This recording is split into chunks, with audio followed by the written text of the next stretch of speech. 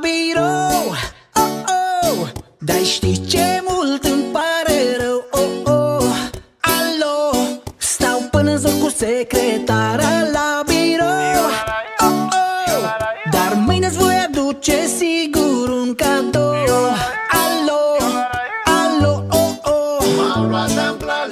Am înțeles că m-ai atras într-o capcană. În mintea ta te vezi o artistă americană, dar un mesaj ce l-am văzut la tine pe laptop m-a luminat și am aflat tot. Așa cum a lins pe mine, înțeleg eu bine că l-a lins și pe el. Iar el îți zice fel de fel. Poate că ar fi mai bine să renunți la mine, să rămâi tu cu el.